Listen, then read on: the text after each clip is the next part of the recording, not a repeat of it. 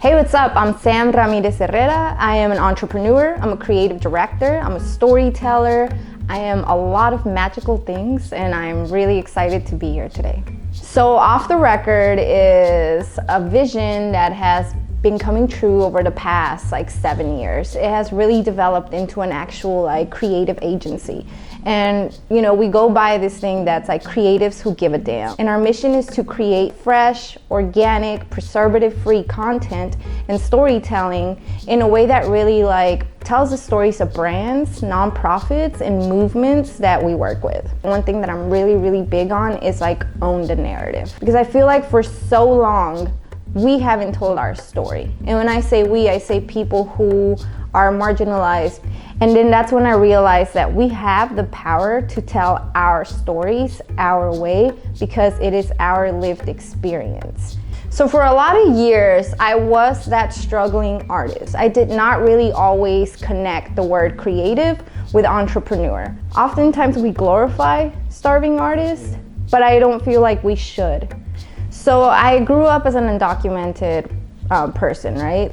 And so there was always this hunger there, but there was also this creativity that was born that was not intentional. It was when you really have nothing, you have to learn how to use what you have.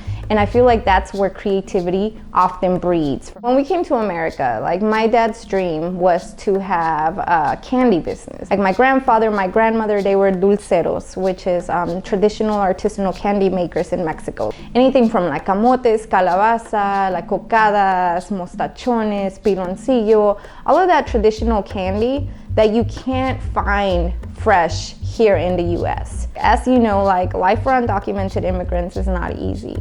So my family tried really hard for a lot of years to build this business. But my parents didn't really get an education past 6th grade, so they didn't really have the tools or the resources to build a business the right way. So for a lot of years, my parents tried and it never really went anywhere. So when I moved to Atlanta, I moved by myself. And I promised myself that I would never go back to Arizona until I felt like I was proud of myself. When I came here, my parents were really they thought I was crazy. They were upset with me, but I knew that I had to find a way for all of us. And I worked really hard, and now that I learned and have my own business, I helped my dad start the business El Sueño Rico, and he is now making candy, and his candy has been served in Silicon Valley at conferences, at Google, at places that he never imagined his candy would make it to. To see his dream kind of come back to life is really beautiful.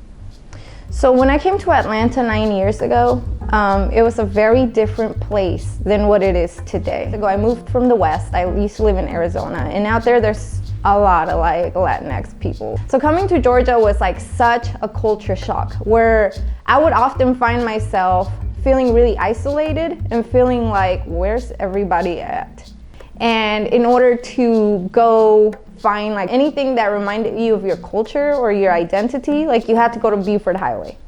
And I feel over the past 9 years, we have seen this great influx of Latinx people. For us, being this Latinx business centered right in downtown Atlanta, it just goes to say what the magic of Atlanta is, that you could come here, you could have a dream, you could really work really hard, and you can make it here.